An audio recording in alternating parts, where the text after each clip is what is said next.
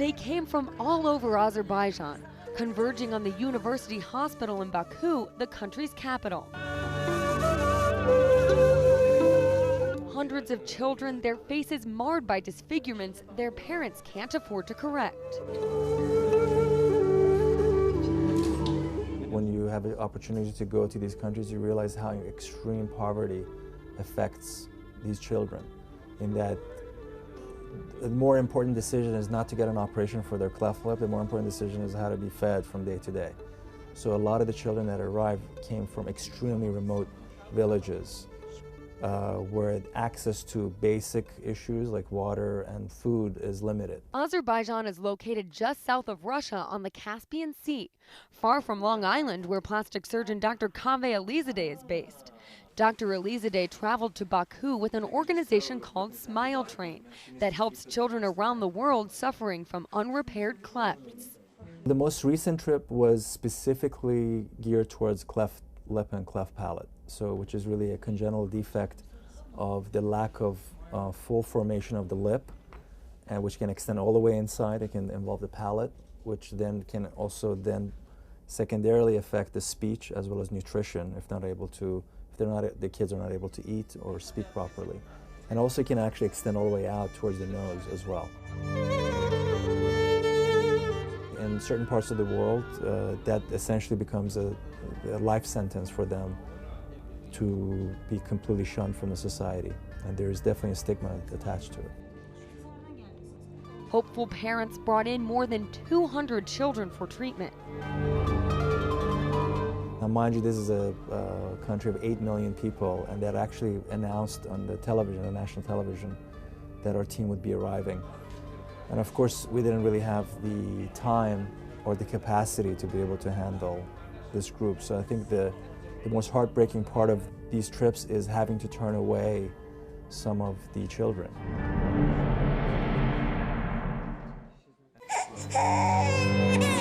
Doctors spent 2 days screening the children.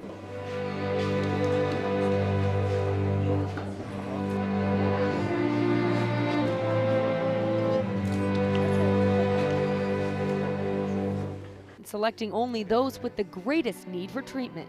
As the children would come in, we made a determination based on whether they've had any surgery at all, or whether they come from very, very far areas where they're never going to get access again. You sort of make your decision based on what you think you can accomplish in a safe environment as much as possible. I know.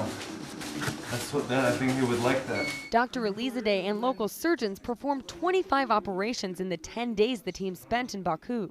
Our mission was very focused, and usually that's how we do it, because we want to do things that we know we're capable of, and we want to make sure that we have success. We don't want to be just coming from another country and doing an operation and causing a setback if there's an infection or wound breakdown or things like that. And repeating the same procedures allows local surgeons to learn surgical techniques. The nice thing about this trip was that we made a connection, and I always try to go on trips where we make a connection with the local physicians, so that hopefully they'll have a better understanding of how to take care of these children, and they can also follow up with them.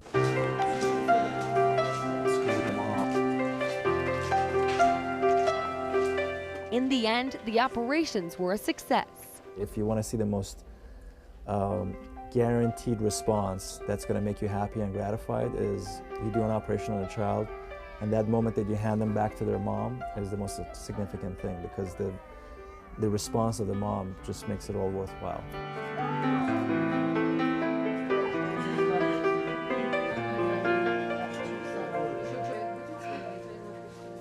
Dr. Alizadeh has been participating in humanitarian missions like this one since 1993, traveling to countries like Afghanistan, Kurdistan, and his native Iran. I identify with who I was as a child when I was there, and the opportunity to receive help from other people that came into our country where I grew up.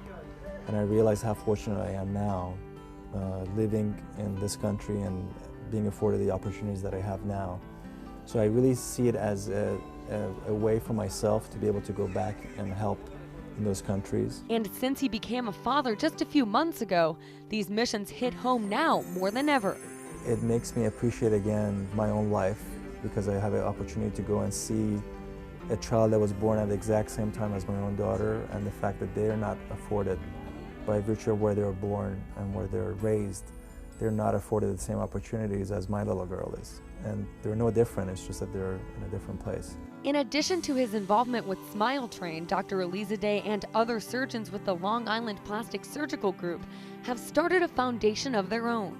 And what we're doing with that fund is to both provide funding for education as well as research in the field of volunteer medicine, and also to recruit younger physicians and surgeons who are interested in doing this kind of work that we've been doing. Wondering how you can help? Just go online. For more information or to donate to the Smile Train, log on to their website at www.smiletrain.org. For more information on the foundation started by doctors at the Long Island Plastic Surgical Group, contact them through their website at www.lipsg.com. So more children like these can get the treatment they so desperately need.